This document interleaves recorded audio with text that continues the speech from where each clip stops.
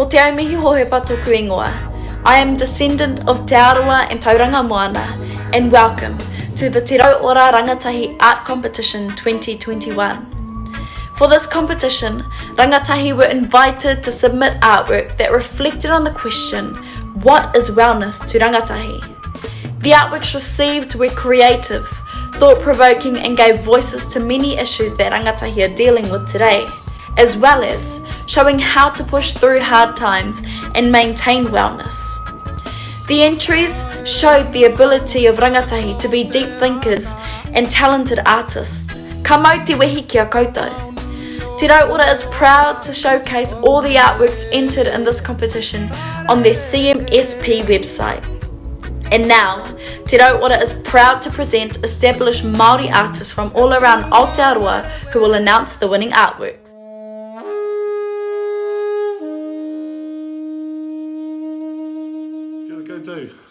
My name is DLT, otherwise known as Daryl Lee Thompson. I am from Ngāti Kahungunu.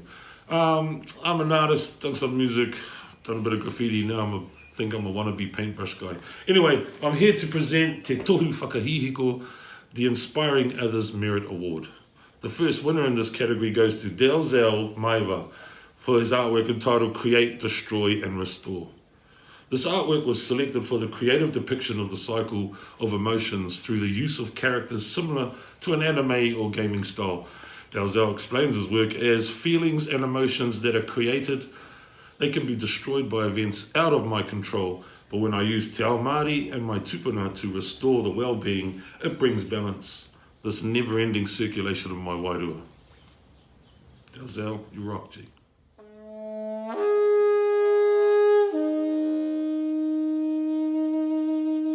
Tēnā koutou katoa, ko Andrea Hopkins tōku ingoa, he uri o pāua rawa ko tukutuku ahau. I'm an artist and a designer, and I've been asked to present the Te Tohu Whakahihiko Award, or the Inspiring Others Merit Art Award. This is the second Te Tohu Whakahihiko Award, and this award goes to Makayla Reid for your work, Hauora in Our Eyes. Sometimes when we're struggling, we just need to talk to a friend. Makayla went the extra step and asked some of the people in her life what hauora and well-being looked like for them. Makayla showed diversity in her characters, and the standard of finish of her digital artwork was excellent. Congratulations, Makayla. Mauri toi, mauri ora.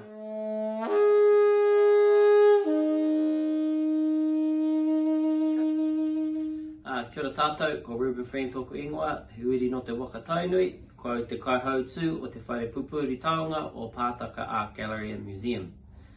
Kia ora koutou, my name is Reuben friend. I am the director of Pātaka Art Gallery and Museum, and it's my pleasure today to acknowledge the third and final Te Tohu Whakahihiko Award, Inspiring Others Award, that goes to Cassidy Bell for their artwork titled Who Am I versus Who Society Wants Me to Be. It takes a lot of courage to put your artwork out in the public arena, and even more courage to share your innermost thoughts and feelings alongside your work. Cassidy Bell is commended for entertaining artwork that is thought-provoking and challenging.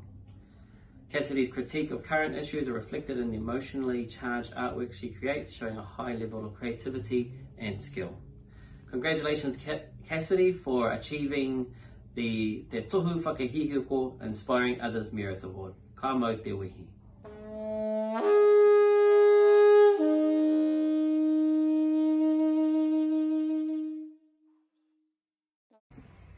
Tēnā koutou katoa, he iri no Ngāti Porou, Ngāti Toa, Ngāti Maniapoto, me Ngā Puhi. Ko Miriama Grace Smith tōku ingoa. I am a multimedia artist and I'm based here in Pōneke, and today I'm going to be announcing an award which is really exciting. So for this award, anyone could go on our website and vote for their favourite artwork. And the artwork that got the most votes by 5 p.m. on October the 18th was the winner. Alright, drum roll. And the People's Choice Award 2021 goes to Minhinnick-Ellis. You are the winner of the People's Choice Awards. Congratulations. for your mahi titled Love Yourself. Woo! So this beautiful hand-drawn artwork features a young person taking time to care for themselves, something that I'm sure we all benefit from, taking that time for self-care. Congratulations, Minhinnick-Ellis, for taking out the People's Choice Awards, and big mahi to everyone, all the talented artists who entered as well.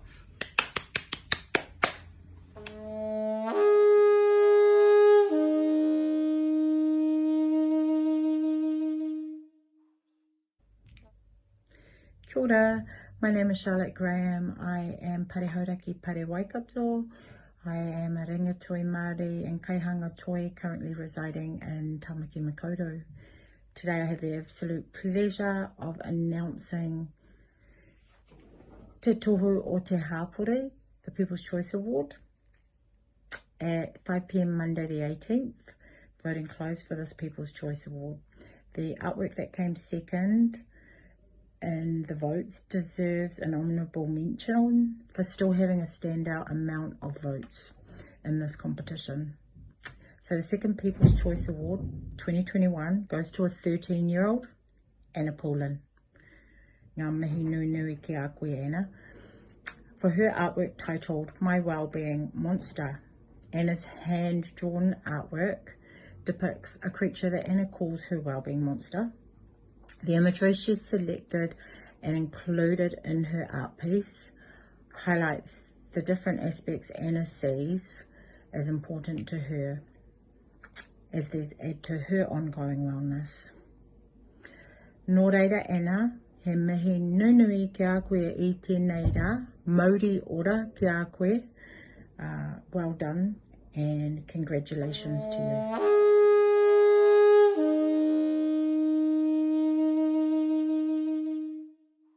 Tēnā rawati tātou katoa, ko te Rawhitiroa Bosch ahau, no ngā puhi, no ngā tikauhu ki whangaroa. I'm a photographer, I'm a photographic artist, and I'm privileged to be presenting the first winner from the Te Rawhitiroa Te Tohu Kairangi Artworks with Distinction Award. And the award goes to Ngaikiha Tupaia for their artwork titled Surrender. Congratulations. I've seen this artwork, it's stunning, and you can feel the emotions, you can see the story coming across, so awesome mahi. I've got some notes from the Kaiwhakawā.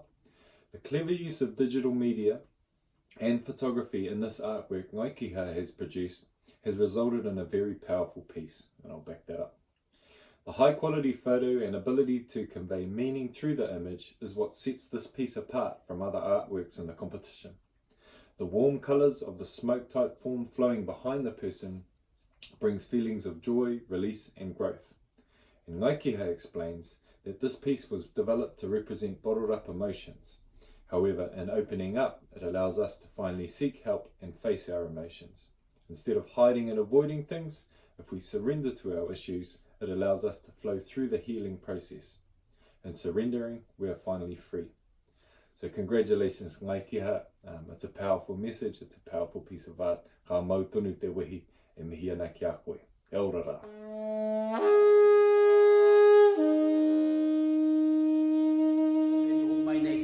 Kiri roa. Me nā taumahatana kai runa ia kōtou te uru tā. E noho kōpā, e noho haumaru mai nā kōtou no reira tēnā kua rā kōtou egai. Ko haura tēnei ko Tame iti, noko nāno no roto Waikato. Ai, me ki rai nā tō pito. He nāti au, nāti wairere. Koe rāno tētau koe inua, noko nāno. Take. Hoi ana hara mai ki te rāwhiti, tēnā kua konei ki te arawa, mai me ki rā ki maketu ki Tongariro, te arawa whānui, e tua ke neira. Hoi ana anei au kai roto, e noho ana ki roto o te urewera, tū hoi mau kai, mau tanata ki te pō. Tēnā rā kōtau e hoanga. Kai konei au ki te whakaputa I te inua toa tuarua o te tohu Kairangi. Ara ko te Artworks Distinguished Award. No reira e hoa mā, ko hatu te tohu kia Oshiania, Lomas-Tane, Hoi no mo tana mahi toi ni wareka tēnei mai. Anei rā nā kōrero ana kai whakawa. Ko te mana me te tū kiritanga i nā kaupapa i roto i te mahina toi Oshiania. Nā tāna mau i te moko kauai. I te wā e rangatahi taunu ana. Ka pani ai i nā nau whakahihi kōrero i te whakawaka hoki i e tahi atu. E nei mai.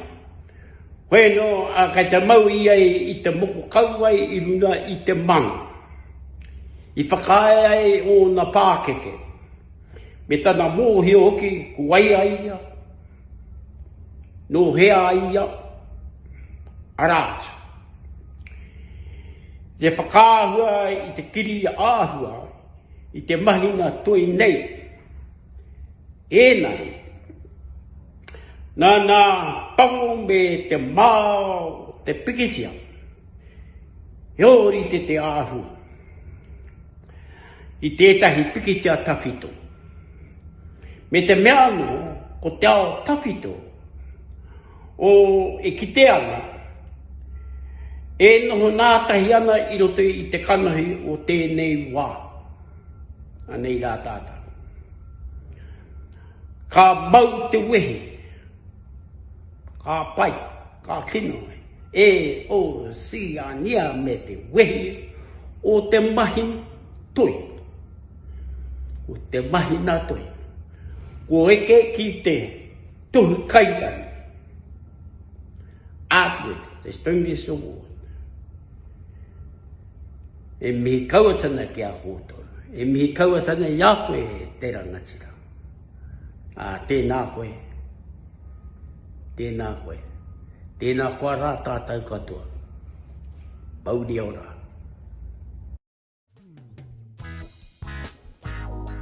Nō reirei te iwi he whakapaparanga toi he oranga tonutanga.